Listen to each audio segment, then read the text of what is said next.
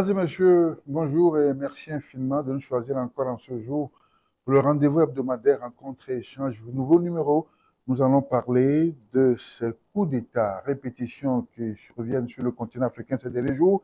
Est-ce la fin de la démocratie entamée dans les années 90? Pour en débattre, je reçois pour vous Maître Jean-Yaovi Degri, il est le président de mouvement qui s'appelle Bâtir le Togo. Maître, merci d'accepter notre invitation. Merci beaucoup, M. Wilson, de m'avoir invité. Merci à Delta Santé. Je salue tous les téléspectateurs. Merci. Alors, depuis 2020 à aujourd'hui, 3 ans seulement, il y a au moins 5, 6, 7 coups d'État sur le continent africain. Le Soudan, le Mali, le Tchad, le Niger, et récemment le Gabon, qui ont vu leur régime renversé par des juntes militaires. Mais question d'introduction, est-ce un retour au régime militaire qui avait succédé, enfin qui avait prévalu au lendemain des indépendances de nos pays? Je ne pense pas. D'abord, je crois qu'il faut distinguer. Le Soudan est un cas à part. Oui. Le Soudan a été toujours gouverné dans la dictature par un dictateur avec des problèmes au Darfour. Et puis, c'est un régime qui s'est installé par la force et à un moment donné, compte tenu de certaines circonstances, la force militaire a renversé ce régime-là. C'est un cas complètement à part. En ce qui concerne les cas comme le cas du Tchad, aussi c'est un cas spécial, le Tchad. Le Tchad, ce n'est pas un coup d'État militaire comme d'habitude. Non, c'est le décès d'un chef d'État et la succession s'est faite autrement que de façon régulière, constitutionnelle. Par contre, les pays où il y a eu véritablement coup d'État, c'est essentiellement le Mali, le Mali, la Guinée, le Burkina Faso et le Niger. Et là, je ne crois pas que c'est un retour à ce qui se passait dans les années 90. C'est des coups d'État, mais ça répond, à mon avis, à d'autres considérations. Ce n'est pas les considérations des années 60, 70 et 80 qui est encore sur le tapis aujourd'hui. Il s'agit de régimes qui sont renversés pour problème de gouvernance, véritablement de gouvernance. Le dernier coup d'État. Voilà, les derniers coups d'État sont des coups d'État qui ont eu lieu pour des problèmes de gouvernance. Que cela soit justifié ou pas, c'est des problèmes de gouvernance. Et peut-être que nous y reviendrons tout à l'heure. Quand dans les années 90, les populations africaines ont demandé la démocratie, exigé, manifesté pour la démocratie, ces populations n'ont pas manifesté pour avoir des régimes dans lesquels ils vivent exactement les mêmes tribulations que sous le dictateur. Donc, malheureusement, ces mouvements de 90, essentiellement dans les pays francophones, ces mouvements se sont soldés par le fait que la plupart des pays ont accepté la démocratie, mais ont accepté uniquement le manteau de la démocratie. Les gens ont accepté la démocratie sans accepter les principes fondamentaux qui gouvernent la démocratie. Ça veut dire que ça leur a été imposé? Puisqu'il y avait le fameux discours de la boule. Ce n'était pas spontané que les pays africains se sont ouverts au multipartisme, par exemple. Oui, mais ce n'est pas le discours de la boule qui a été fondateur de la démocratie en Afrique. Les mouvements ont commencé avant le discours de la boule. Rappelez-vous du mouvement au Bénin. Voilà, les mouvements ont commencé avant le discours de la boule. Et je dis souvent que le discours de la boule est plutôt un discours opportuniste et de rattrapage. C'est ça. Okay? Ce qui d'ailleurs se prouve ou bien s'est prouvé quand les dictateurs ont essayé de reprendre du poil de la bête, la France les a encore soutenus.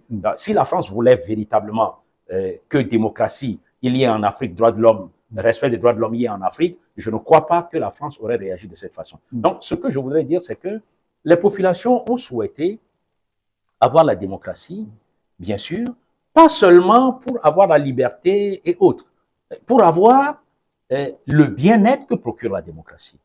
Malheureusement, des gens ont accepté la démocratie, quelquefois de façade, mais ont continué d'agir exactement comme sous les dictatures. Des élections truquées, la gabegie, la corruption, le pillage des États, le tribalisme, le favoritisme, le népotisme.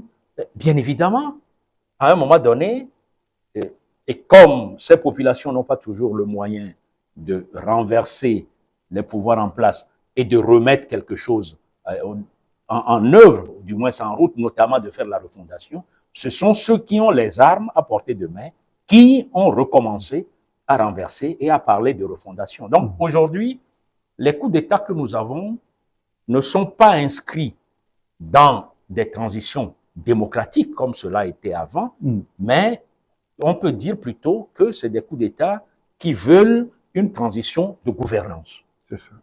Qui veulent améliorer la gouvernance. En tout cas, qui se fondent sur une idée d'amélioration, de changement de gouvernance, puisque même en ayant accepté la démocratie, malheureusement, nos gouvernants n'ont pas véritablement pratiqué les règles et n'ont pas conduit nos pays vers le bien-être que souhaitaient les populations. Est-ce que c'est pour ça que justement ces populations applaudissent et à chaque fois c'est libérateur en quelque sorte, les conséquences des héros et libérateurs du peuple, n'est-ce pas? Oui, vous savez. Parce que ces groupes militaires sont soutenus dans la rue. Oui. Oui, vous savez, lorsque un peuple vit une difficulté avec ses gouvernants, lorsqu'il a l'impression d'être mal gouverné, lorsqu'il a l'impression que la gouvernance ne lui procure rien et que c'est seulement ceux qui sont au pouvoir qui profitent du pouvoir, qui s'enrichissent, qui se goinfrent des bienfaits du pouvoir,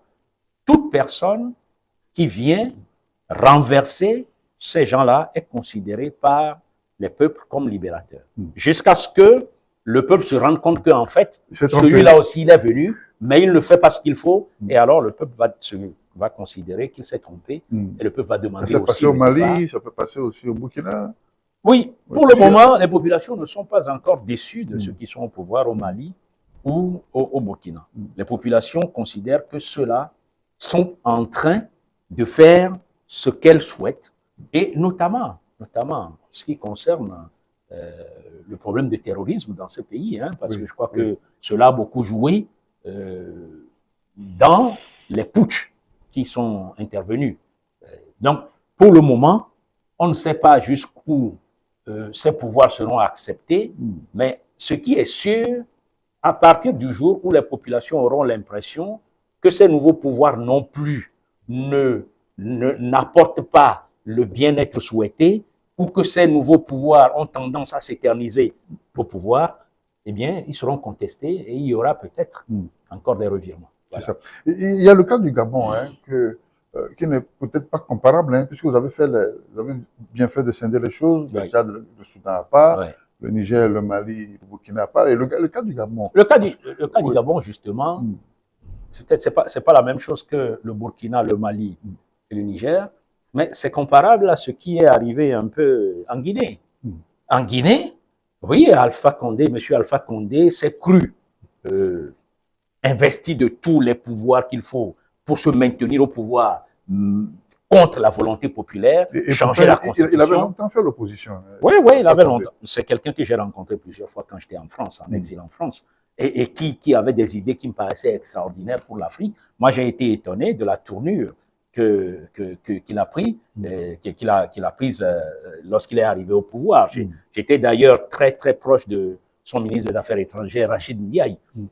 Donc, le cas du Gabon est un cas de ces situations où les gens refusent en fait la démocratie alors qu'ils sont arrivés au pouvoir par la démocratie.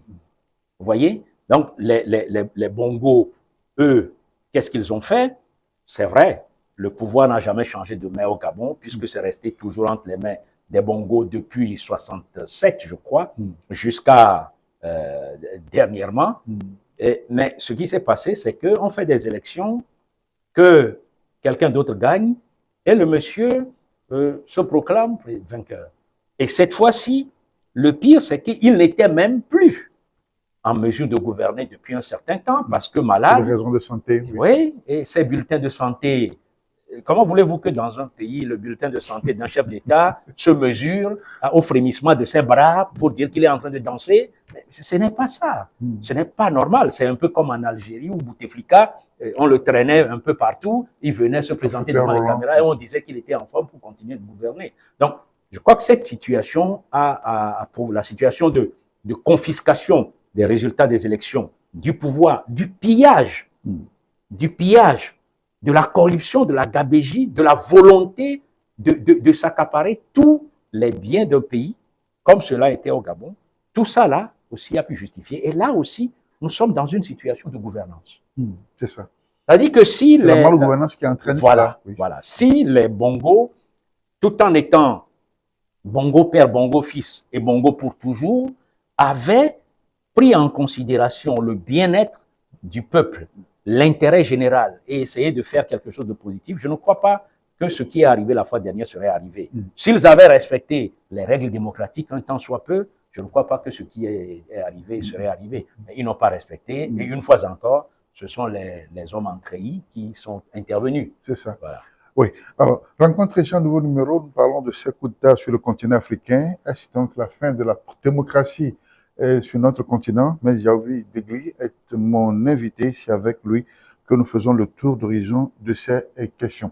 Alors, maître, ce que l'on constate justement, c'est que ces militaires sont applaudis dans la rue, ils sont favorablement accueillis, et le cas du Gabon, dont on parlait tout de suite, sauf que l'homme fort dans ce pays aussi n'est pas aussi très propre. On le dit, on le soupçonne aussi de corruption.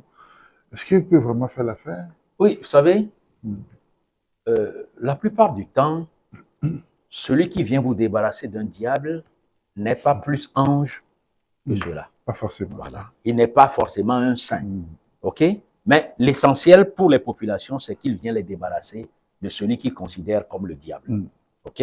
Maintenant, il a beau avoir lui aussi des casseroles, il a beau avoir lui aussi quelques cadavres dans ses tiroirs, dans ses armoires, il n'a pas pu atteindre le degré d'incarnation de mal atteint par les Bongo qui étaient au pouvoir.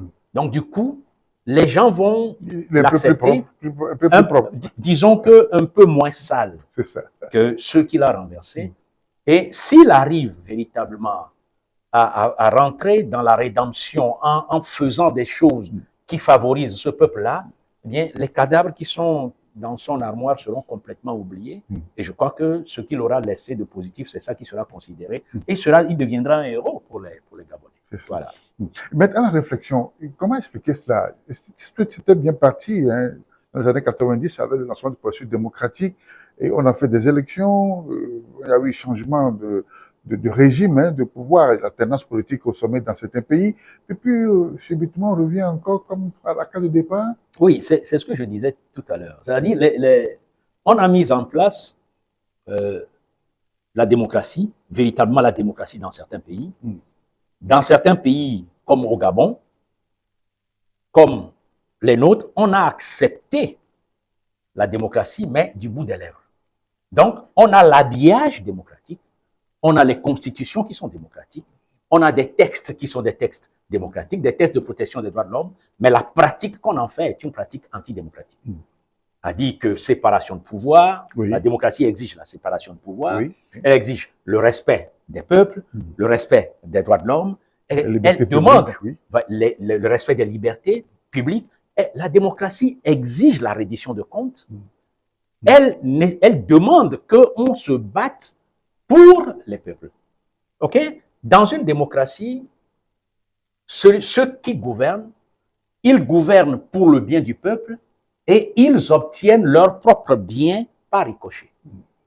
Dans des régimes qui se sont installés, qui étaient déjà au pouvoir avant les années 90, et dans certains pays qui sont revenus après le processus démocratique, c'est que les gens gouvernent pour eux-mêmes et par ricochet, ou du moins pour leur propre intérêt, et pour l'intérêt, ou bien leur intérêt sert les intérêts d'un groupe restreint d'individus, de leur famille, des membres de leur ethnie, d'un petit monde donné. Alors que la démocratie devait conduire à gouverner pour l'intérêt du peuple, et celui qui est au pouvoir a un bénéfice. Donc, du coup, ce qui s'est passé, c'est que les populations ont remarqué qu'en fait, elles ont demandé la démocratie, mais ce n'est pas avoir la liberté et vivre d'eau fraîche. C'est ça. Non. Du coup, Les populations ne sont pas retrouvées dans ce genre de démocratie qui ne leur apporte rien. Et du coup, quand quelqu'un vient renverser ce genre de régime, eh bien, c'est un libérateur. C'est un libérateur pour ces populations. Vous voyez, c'est ça qui s'est posé comme problème et c'est à cause de ça que je dis que ce qui se passe aujourd'hui est beaucoup plus orienté vers la gouvernance, la nécessité de changer de gouvernance et une refondation sur le plan de la gouvernance. Ce n'est pas seulement une histoire de démocratie, on a beau crier démocratie, si la démocratie n'aboutit pas à ce que l'intérêt général soit sauvegardé, ce n'est pas de la démocratie. Est-ce que ça veut dire que les esprits n'étaient pas préparés pour ça et ceux qui incarnaient cette démocratie, ceux qui étaient au pouvoir n'étaient pas préparés pour savoir que tous ces enjeux qui sont derrière, qui sont cachés derrière ce que vous décrivez tout à l'heure comme les principes démocratiques. Vous savez, beaucoup de personnes en Afrique et dans des pays de dictature veulent aller au pouvoir et faire comme les dictateurs. Leur idée n'est pas d'aller au pouvoir. C'est paradoxal alors. Oui. Oui. Leur idée n'est pas d'aller au pouvoir et de changer pour le bien-être des populations, pour l'intérêt général. Leur idée, c'est d'aller au pouvoir pour jouir du pouvoir. Ce qui est complètement différent. Lorsqu'on a une vision pour aller apporter quelque chose à son peuple et qu'on arrive au pouvoir, la manière de se comporter et les résultats changent. OK? Et puis, on n'a pas de difficulté à rendre compte. Parce que ce qu'on fait, on peut en rendre compte facilement, que ce soit bon ou que ce soit mauvais. Lorsque vous vous rendez compte, on peut apprécier et puis voir même quelquefois que vous avez fait l'effort qu'il faut avant de ne pas aboutir au résultat. Mais ces gens sont arrivés au pouvoir avec l'idée de jouir du pouvoir. Donc, l'aspect jouissif du pouvoir a prédominé. Y compris ceux qui ont longtemps milité dans l'opposition, dans le rang. Mais justement, plus les gens ont milité longtemps dans l'opposition, plus ils pensent, quand ils sont au pouvoir, que leur heure est venue. Et il faut rapidement qu'ils se remplissent les poches avant de partir. Mais malheureusement, c'est ça. Quelqu'un comme Alpha Condé, quand j'en parle, Alpha Condé a longtemps fait l'exil, a eu tous les problèmes du monde, mais Alpha Condé, quand il est arrivé au pouvoir, il gouvernait exactement comme les dictateurs qui sont passés avant lui. Alors que lui, il est venu au pouvoir dans un régime démocratique et avec l'idée de faire éclore les principes démocratiques. L'intérêt général, l'intérêt du peuple, le bien-être des Guinéens, ce n'est pas ce qu'il a fait. Il a gouverné pour lui, il a gouverné pour lui et pour un cercle restreint autour de lui. Les populations n'ont pas eu leur compte, eh bien les populations ont applaudi ceux qui l'ont renversé. Donc c'est un peu ça. La plupart des gens qui gravitent autour de la politique et qui veulent arriver au pouvoir, leur idée du pouvoir, c'est de venir au pouvoir et puis de jouir du pouvoir. Ce n'est pas de venir au pouvoir et de changer leur pays, de changer la vie des populations, de donner du bien-être, de créer l'égalité, de faire une répartition équitable des ressources. Quand ils sont au pouvoir, ce qu'ils voient d'abord, c'est où se trouve la caisse, qu'est-ce que je peux prendre dedans. Et quand c'est comme ça, nécessairement, vous savez, les populations vous méprisent à un moment donné. Hein. Et c'est comme ça toujours pour tous les politiques Non, ce n'est pas pour tous les politiques pareils. Il y a des politiques qui ont véritablement des visions pour leur pays, des visions pour leur peuple. Mais la plupart, malheureusement, surtout dans nos pays africains, ont une vision du pouvoir qui est très orientée vers ce que les dictatures ont fait pendant longtemps. Et quand ces gens-là, vous les mettez au pouvoir, vous voyez exactement reproduire les mêmes aberrations que les régimes de dictature avaient produites hier. Et alors où se trouve le problème? Quelle est la responsabilité? Comment situer la responsabilité? Par exemple, quand je prends les élites, quand je prends la classe intellectuelle, quand je prends la société civile, les leaders d'opinion, les personnes ressources, alors, quelle est la responsabilité dans ces situations? La responsabilité se trouve essentiellement au niveau de ceux qui arrivent au pouvoir ou de ceux qui sont au pouvoir. Au prime abord. Voilà. La première responsabilité, c'est là-bas. La deuxième responsabilité se trouve dans l'absence d'éducation. Et ça, c'est tout le monde. Je dirais que à la fois l'éducation citoyenne. Voilà, l'éducation citoyenne. Vous savez, aujourd'hui, si vous, au Togo, vous reprenez la situation et vous mettez en place un régime véritablement démocratique où les gens ont toutes les libertés, vous verrez que les gens vont faire de l'anarchie. C'est dommage de le dire, hein, mais c'est comme ça. Oui. C'est-à-dire, on va tomber très rapidement dans l'anarchie. Parce que La population togolaise, pendant tout ce temps-là, pendant toutes les années 90, n'ont jamais été éduqués pour savoir ce que c'est véritablement que la démocratie. Les libertés, les devoirs, vos droits, où se situe le droit, où se limite le droit, où commence le devoir, les gens n'ont pas appris cela.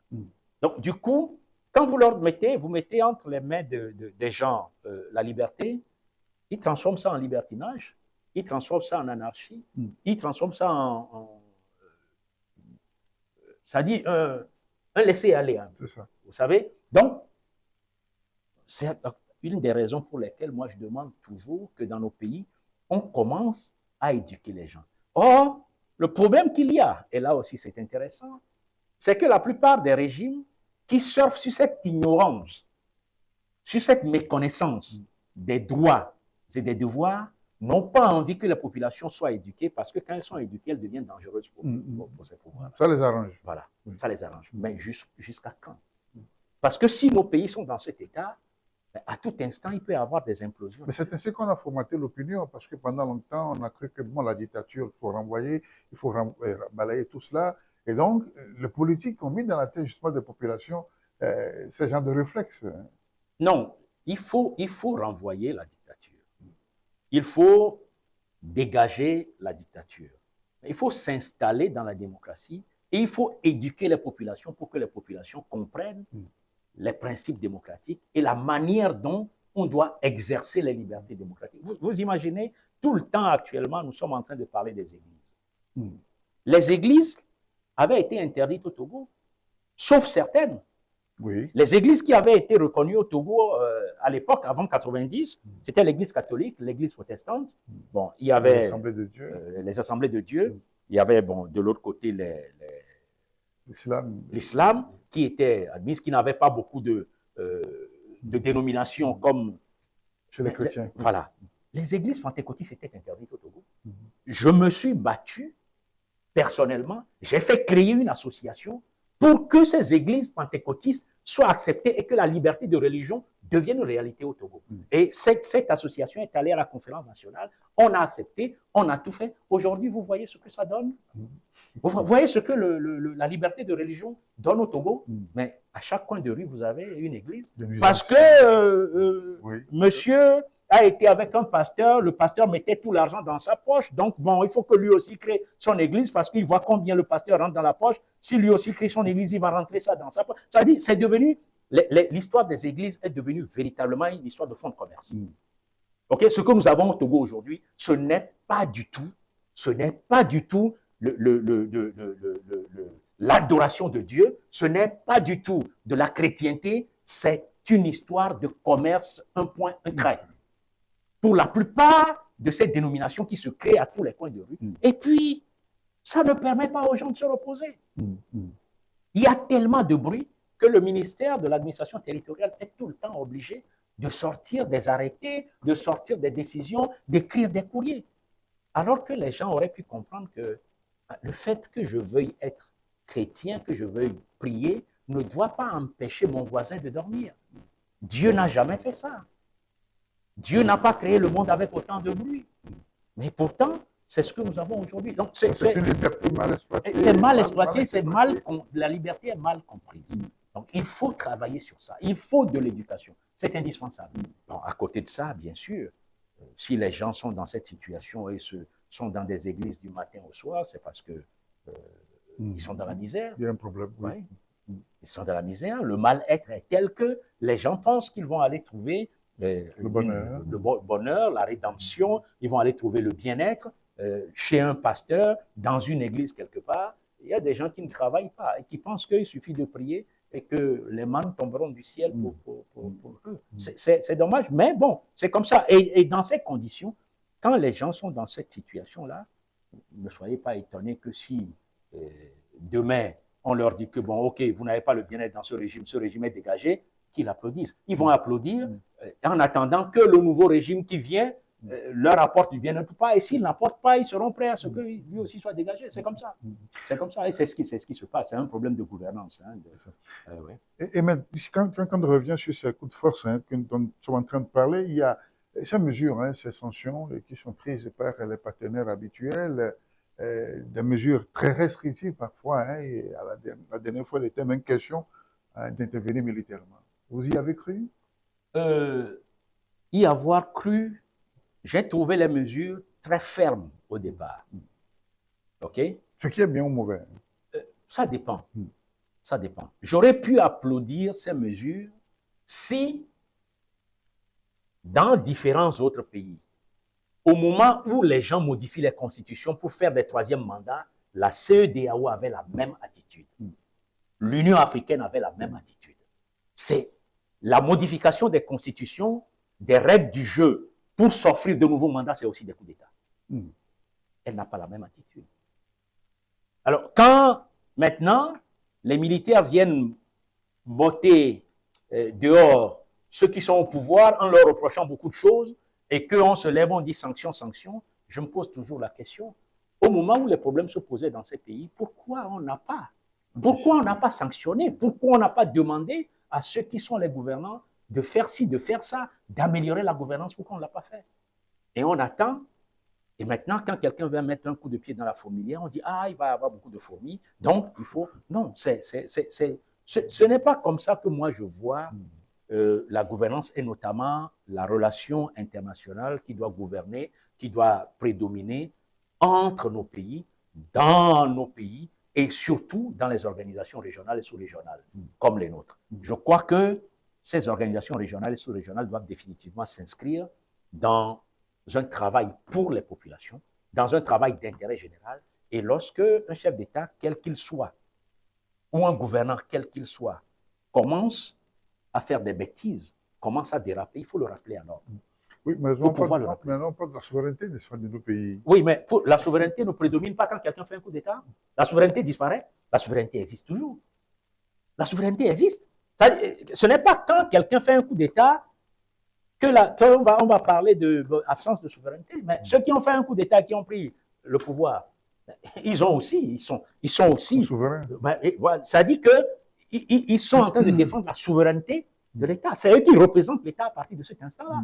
La souveraineté ne naît pas et ne disparaît pas selon que l'on a été élu ou bien l'on est considéré comme légitime par une constitution que quelquefois on a bidouillée de n'importe quelle manière. Et puis, quand quelqu'un vient vous botter le cul, en ce moment-là, il n'y a plus de souveraineté. Non, la souveraineté existe toujours. Et c'est d'ailleurs la raison pour laquelle, quand j'écoute un peu le discours français aujourd'hui sur le Niger, où on dit que non, que c'est Bazoum qui doit faire ci, qui doit faire ça, je suis un peu embêté parce que le droit international ne permet pas ça. Je ne me rappelle plus très bien de l'accord de Vienne, des dispositions de l'accord de Vienne, mais je sais qu'il y a des dispositions, notamment de l'article 32, qui dit que c'est le pays qui est considéré. C'est avec le pays qu'on traite. Ce n'est pas avec un régime qu'on traite, ce n'est pas avec un pouvoir, c'est avec le pays. Et donc, dès lors que le pays est là, chaque régime qui vient, eh bien, représentant le pays, il doit être accepté, être considéré comme le représentant du pays. Vous faites allusion à l'exclusion de l'ambassadeur français à Niamey? Non seulement à lui, mais au discours du chef d'État français, de M. Emmanuel Macron, qui dit que non, que lui ne considère pas ceux qui sont au pouvoir là actuellement, qui considère Bazoum, qu'il a traité avec Bazoum. Il n'a pas traité avec Bazoum. Il n'a pas traité avec Bazoum. D'ailleurs, ce n'est pas Bazoum qui a fait déployer les forces militaires françaises au Niger. Ça avait déjà commencé. Quand le Mali a demandé le retrait, bon, les autres soldats sont encore allés renforcer ceux qui étaient déjà au Niger. Mais dire que non, on ne reconnaît que la voix de Bazoum et autres, je crois que c'est une erreur. Donc, comme je disais, il faut commencer pour nos organisations régionales et sous-régionales à faire ce travail-là qui consiste à reprocher à ceux qui sont au pouvoir les dérapages qu'ils connaissent pour éviter justement ces situations. Si on se comporte comme entre syndicats de chefs d'État et qu'on ne dit rien, eh bien, le jour où quelqu'un vient sortir l'autre du terrain, vous ne pouvez pas dire grand-chose. Hein? Oui, vous êtes obligé d'accepter. Oui. C'est ça. Alors, sauf que les sanctions ne sont pas aussi dures hein, de la même manière envers l'un et l'autre. Hein. Par exemple, par rapport au Gabon, Et quand on prend Gabon et Niger, les réactions de la France ou de la coordination ne sont pas les mêmes. Oui, je pense aussi que c'est, comme j'ai dit au départ, c'est en tenant compte de la situation. Vous savez, au Gabon, je crois que beaucoup de personnes euh, pensaient qu'il fallait dégager à un moment donné le président Ali Bongo et que s'il se proclamait encore vainqueur et que on acceptait, les populations allaient manifester et beaucoup de personnes allaient mourir, comme il y a Il y quelques aura plus de années, dégâts. avec Jean-Ping. Jean-Pic, oui. Oui, on a vu combien de Gabonais sont décédés. Ça va encore arriver. Et lorsque ceux qui ont pris le pouvoir disent que c'est aussi pour éviter ce bain de sang-là qu'ils l'ont pris, vous voyez que c'est difficile de pouvoir leur imposer des sanctions aussi rudes que celles de ceux qu'on considère comme les mauvais coups d'État. C'est vrai, il n'y a pas de bons coups d'État et de mauvais coups d'État. Un coup d'État, c'est un coup d'État. Mais il y a des coups d'État que les populations et certaines personnes considèrent comme salvateurs. Et quand on considère comme salvateur, on n'impose pas de sanctions. Au Tchad, ce qui est arrivé, ce n'est pas un coup d'État classique, mais c'est un coup d'État quand même. C'est une prise de pouvoir de façon irrégulière. On n'a pas pu imposer. Et même, non seulement on n'a pas pu imposer des sanctions, mais on est parti féliciter. C'est le président français qui y est parti. Doublé, quand même. Oui, on a adoubé. On a adoubé. Très bien. Alors, quand on regarde tout cela, est-ce qu'il y a un schéma de ce décrit dans votre tête en tant que leader d'opinion? Comment pensez que vous pourrez mettre fin à cette mauvaise gouvernance et donc éviter ce spectacle de coup d'État? Vous savez, l'Afrique a un génie. Et les hommes qui nous gouvernent ne sont pas des idiots. S'ils sont capables de réagir lorsque leurs intérêts personnels sont en jeu, ils sont aussi capables de travailler pour l'intérêt de leur peuple, de travailler pour l'intérêt général. Si des gens sont capables de se fâcher parce qu'on ne respecte pas leur intérêt, ils peuvent se fâcher aussi quand on ne respecte pas l'intérêt de leur peuple, puisqu'ils sont là, soi-disant, pour gouverner pour le peuple. Et eux tous se revendiquent aujourd'hui de démocratie. La démocratie, c'est le gouvernement du peuple, par le peuple, pour le peuple. N'est-ce pas? Oui. Oui. Donc, normalement, ce génie-là, s'il existe, il devait pouvoir être utilisé pour améliorer la gouvernance. Mais comment penser que dans un pays, ceux qui sont au pouvoir ne favorisent que eux-mêmes, leur entourage, leur famille et leur ethnie? Est-ce qu'ils ne savent pas que les autres les regardent? Est-ce qu'ils ne savent pas que les autres sentent ce qu'ils font? Regardez le nombre de choses qui sont sorties au Gabon la fois dernière. Des milliards qui sont emmagasinés dans une chambre chez quelqu'un. 154 véhicules pour une seule personne dans un domaine donné. Des pillages. Je ne crois pas que ceux qui nous gouvernent pensent qu'en faisant ces choses-là, personne ne le remarque. OK? Et donc, dès lors qu'ils savent que c'est remarqué que les populations en souffrent, surtout, que les populations manifestent et qu'ils les briment, ils les font taire, ils les martyrisent pour qu'elles... Ces gens doivent comprendre qu'il y a lieu de changer quelque chose. Ils ne peuvent pas continuer de croire que la répression, le fait d'avoir les armes, le fait d'utiliser les armes, le fait de tuer, le fait de brimer, le fait de blesser, le fait de faire violence, que cela seul suffit.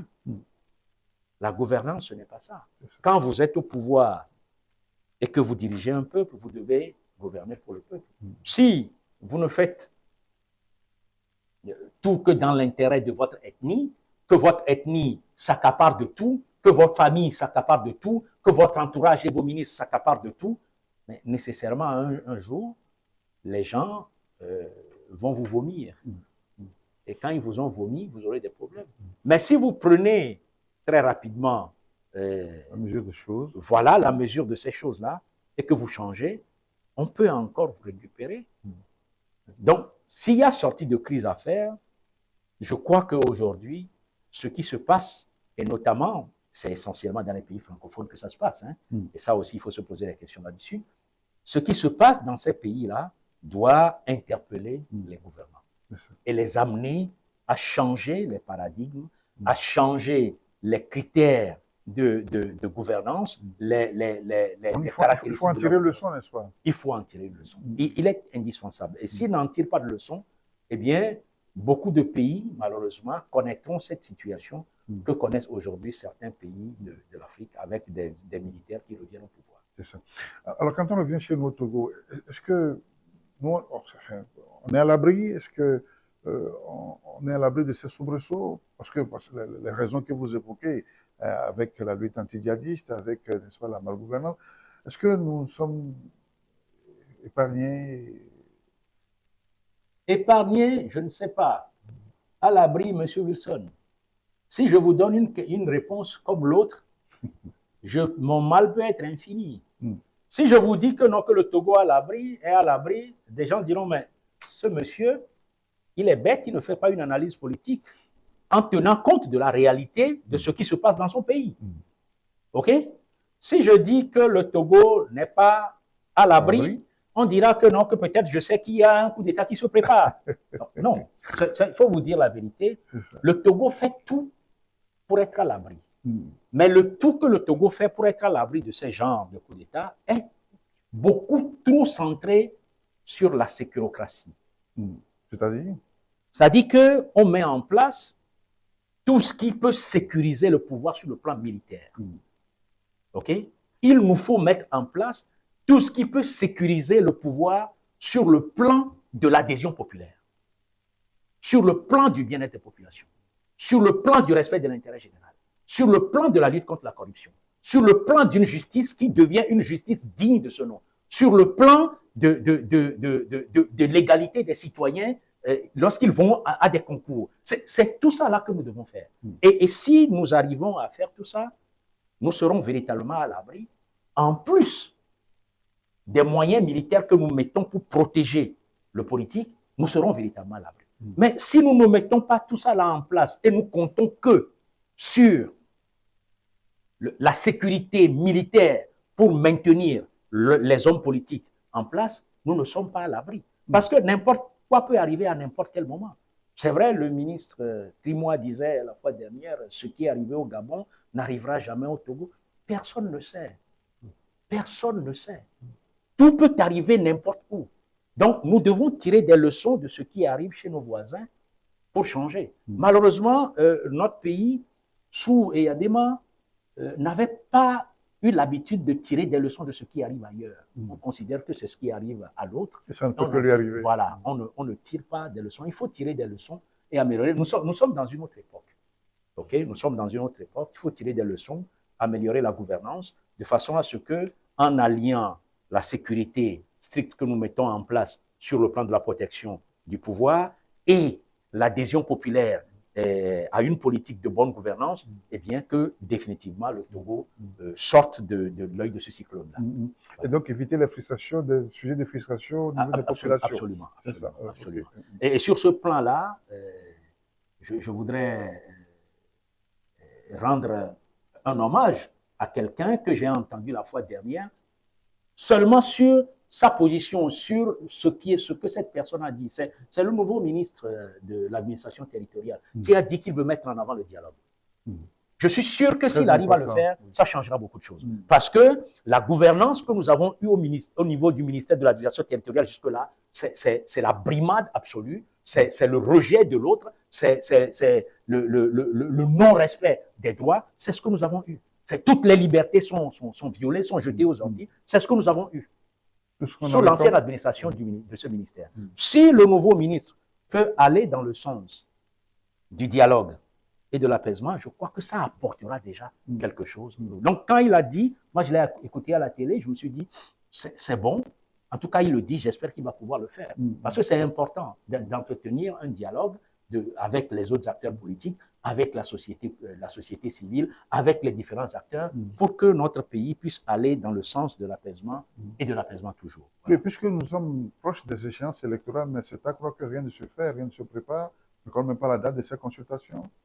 Bon, pour le moment, est-ce que nous-mêmes, nous connaissons la date? Si nous connaissons la date, je crois que chacun le connaîtra, à moins que les politiques ne connaissent la date, mais la laissent cachée pour surprendre tout le monde au dernier moment. J'ai l'impression que pour le moment, c'est parce que il y a une idée, il y a probablement une idée que ce sera vers l'année prochaine, peut-être vers février de l'année prochaine, mais on n'a pas encore mis les choses sur le tapis. Mais je crois qu'il y a globalement une idée, mais il n'y a pas de précision dans l'idée. C'est ce que je crois, hein. Je ne suis pas dans le secret des dieux. Oui. Voilà. Sauf que tout le monde n'apprécie pas forcément ces élections dites régionales, que ce soit de trop, puisqu'il est question de mettre en place un Sénat avec toutes les implications possibles. Oui, c'est ce que je dis. Je ne crois pas que c'est la multiplication des institutions, la multiplication des textes qui crée la démocratie. Ce n'est pas parce qu'on aura créé un Sénat demain que le Togo sera devenu un État extrêmement démocratique. Il y a de petites choses à faire. Il y a de petites règles à respecter. Mais cela étant, le fait d'avoir un Sénat en dehors de tout ce que ça peut créer comme dépenses, je ne crois pas que ce soit aussi mauvais que ça, à condition que ce Sénat ne soit pas juste une institution de plus qu'on vient créer pour décorer les frontons d'un régime qui n'est pas véritablement démocratique, mais qui crée des choses ou qui met des tests. Non, si le Togo fait ça, ça ne sert à rien. Mais si on met en place ces institutions-là, pour que ces institutions jouent véritablement un rôle, et un rôle positif, ce n'est pas mauvais. Voilà. C'est ça. Et vous êtes un acteur de politique, hein, qu'on dise, même si vous êtes à la tête d'un mouvement qui s'appelle Bâtir le Togo, vous avez pris une part active, hein, dans le processus démocratique depuis sa naissance jusqu'à aujourd'hui. En 2007, vous publiez un ouvrage au titre assez évocateur. Vous posez bien la question: à quand l'alternance politique au Togo? Oui. Non, cet ouvrage-là, c'est en 2007. 2007, pardon. Oui, 2007, celui de 96, c'est Togo, la tragédie africaine. Oui. Oui. C'est à quand l'alternance politique dans notre pays? Effectivement, je me posais la question, avant de revenir au Togo, de mon exil, je me posais la question: à quand l'alternance politique? Parce que, pour le moment, nous n'avons pas eu d'alternance politique. OK? Je ne parle pas d'alternance politique en termes d'hommes. Okay? En termes de gouvernance, nous n'avons pas eu d'alternance politique. En fait, ce qui se passait sous le général Eyadema se passe encore exactement comme ça aujourd'hui. Et certains empirent. Certains empirent. Vous savez, sous le général Eyadema, la justice togolaise a beau jouer de l'arbitraire, elle n'est pas aussi dans la corruption qu'aujourd'hui. Elle n'est pas aussi inscrite dans la corruption, dans le non-droit, dans le bafouement des droits. Je viens encore de sortir d'une réunion avec des gens qui sont venus me voir sur une décision qu'on leur a rendue devant un tribunal, mais c'est extrêmement grave. Et quand vous voyez ce genre de décision, vous ne pouvez pas ne pas penser qu'il y a eu dysfonctionnement de la justice, et donc que le juge qui a rendu la décision a nécessairement été intéressé par la partie adverse. Lorsque le juge voit ce qui est clair dans les documents, les pièces qui lui ont été produites, les actes sur le terrain, et qu'il dit complètement le contraire de cela, il y a quelque chose qui ne va pas. Or, aujourd'hui, c'est ce que nous avons. Notre justice est profondément gangrénée. Vous voyez? Donc, c'est pire que l'arbitraire et la gangrène sont pires que sous le général Eyadema. Je crois que lorsque certaines décisions sont prises, si vous ne faites pas attention, vous juges, on peut vous virer très rapidement. Aujourd'hui, on ne vire plus personne aussi facilement, mais les gens se sont installés dans un système de corruption qui est absolument dangereuse pour notre démocratie, pour notre justice. Or, la justice, c'est un élément fondamental pour l'apaisement dans un pays. Si les populations ne peuvent plus s'adresser à la justice et avoir l'impression que leurs droits sont respectés, alors ils vont s'adonner à de la vengeance, à de la justice privée, donc de la vengeance. C'est extrêmement grave. Vous voyez? Donc, je dis que ce qui s'est passé hier, la gouvernance d'hier, n'a pas pour le moment véritablement changé. nous sommes dans une situation, quand vous voyez la situation de tribalisme au Togo, mais nous ne nous voilons pas la face. Le tribalisme existe et il est devenu même pire que sous le président Yadema. Parce qu'aujourd'hui, il y a tout un tas de têtes de pouvoir, d'orientation qui décident. Donc, quand on organise des choses qui doivent aller à tous les citoyens, eh bien, les gens le prennent pour leur chapelle, pour leur ethnie, pour leur famille. C'est extrêmement grave. Le favoritisme, aujourd'hui, un Togolais qui sort, qui a été brillant à l'école et qui va à un concours, n'est jamais sûr qu'il sera parmi ceux qui seront recrutés, ceux qui seront admis à ce concours-là. Oui. Il n'est pas sûr. C'est vrai, ça existait déjà. Concours, oui. Ça existait déjà, mais c'est devenu plus grave. Un concours ne signifie pas qu'on va prendre celui qui a 4 à la place de celui qui a 16. Non, non, non. C'est pas parce qu'on l'appelle concours qu'on va prendre celui qui a 4 de moyenne à la place de celui qui a 16 de moyenne. Non. Non. Sinon, de cette façon, nous détruisons notre pays. Quel type d'administration, quel type de gouvernance, quel type d'enseignement nous voulons créer dans le pays si celui qui a 16 de moyenne est abandonné, celui qui a 4 de moyenne est pris. Quelquefois, celui qui n'a pas été au concours du tout, c'est lui qu'on prend. Mais si nous restons sur ce schéma-là, eh bien, notre pays a des difficultés qui sont extrêmement criardes, en tout cas des dérapages qui risquent de nous amener dans des problèmes, dans des conflits tout le temps. Jean Degley touche sa soif, n'est-ce pas? Le processus n'est pas... Définitivement. Moi, j'ai cru à un moment donné que beaucoup de choses allaient évoluer dans un autre sens et que le pouvoir tel que nous l'avons connu sous la dictature militaire et de parti unique de Yadema, que beaucoup de choses allaient tourner le dos à cela. Bon, certaines choses, bien sûr, ont changé, mais ce qui a bougé et ce qui reste encore à bouger, je crois que on a l'impression que nous n'avons pas fait beaucoup de chemin, surtout dans certains domaines. Surtout dans certains domaines. Et il nous faut absolument nous battre pour ça. Et c'est à cause de ça que moi, personnellement, à chaque fois que j'ai la possibilité d'attirer l'attention des gouvernants sur quelque chose, je le fais parce que je me dis, ce n'est pas la peine de faire de la critique et que ça reste de la critique.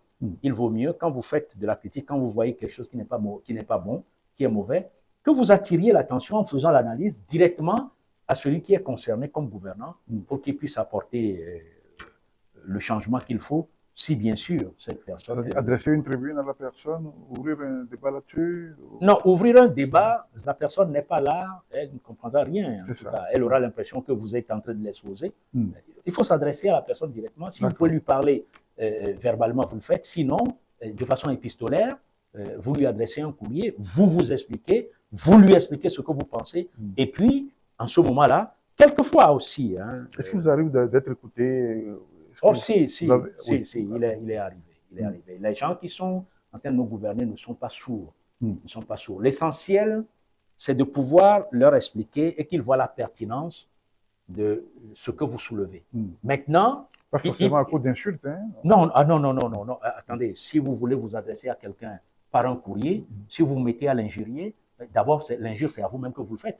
Vous vous montrez impoli par rapport à la personne et mal éduqué. Non, vous ne faites pas ça. Vous faites une analyse, vous faites des propositions s'il le faut, et puis quitte à la personne de les prendre. Mais l'essentiel, c'est que quand vous faites ça, vous avez la certitude que la personne ne peut plus dire demain, je ne suis pas au courant. C'est ça. Parce qu'effectivement, quelquefois, le gouvernant n'est pas forcément au courant de tout ce qui se passe. OK? Donc, lorsque vous voyez quelque chose sur lequel il faut réveiller son attention, il faut le faire.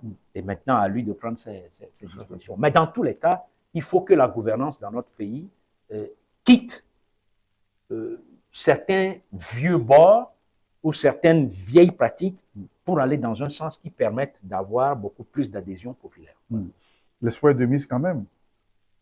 Nécessairement. Moi, s'il n'y avait plus d'espoir, je ne continuerais plus de me battre.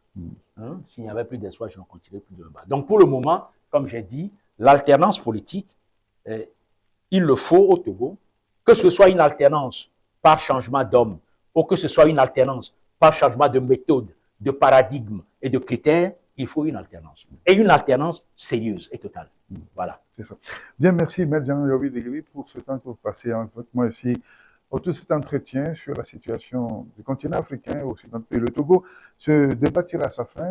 Que dire en fin d'échange, maître? Non, il faut dire tout simplement que ce qui se passe en Afrique aujourd'hui peut être considéré comme quelque chose de dommage, mais en même temps, je crois que c'est nécessaire parce que l'on ne peut pas se draper de l'image de la démocratie pour continuer de gouverner les peuples comme dans les années 60-80. Il est indispensable que quelque chose change. Maintenant, est-ce qu'on a besoin que ça change par le biais des coups d'État? Je ne crois pas forcément. Je pense qu'il faut que les gouvernants se remettent en cause et qu'ils commencent véritablement à tenir compte de l'intérêt de la population.